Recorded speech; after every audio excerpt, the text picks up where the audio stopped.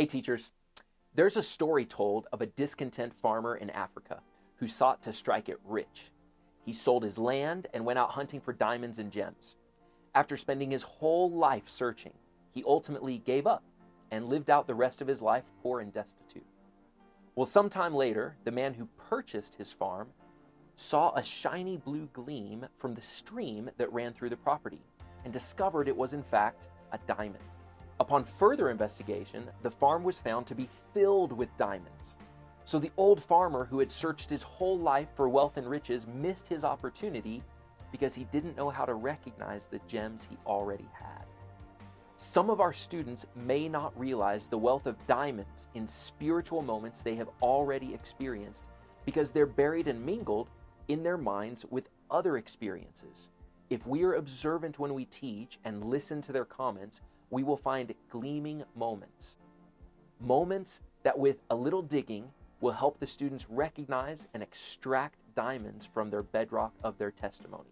Now, often it happens when a student makes a comment, and rather than a teacher adding their own commentary to what was just said, a powerful teacher will invite the student to dig a little deeper by asking a follow-up question, an excavating question. The Savior demonstrated this when he asked his disciples, "Whom do men say that I am?" And they answered, "John the Baptist, Elias, a prophet." Then Jesus could have told them, "Well, I testify that I am the Savior." But instead, recognizing the gleaming tint of testimony in Peter's heart, he invited them to dig deeper. "Whom say ye that I am?" And Peter answered, "Thou art the Christ." I witnessed this in a class this morning, where a young student shared a comment about how important it was for her to have an eternal perspective in her life. The inspired teacher recognized this shining moment and asked, "How has that eternal perspective brought you closer to Jesus Christ?" The young lady took a moment and then bore a powerful testimony of the Savior and her growing desire to build her relationship with him. A testimony that she didn't even realize was beaming inside of her heart. Now, follow-up questions can be as simple as, "Can you tell me more about that?"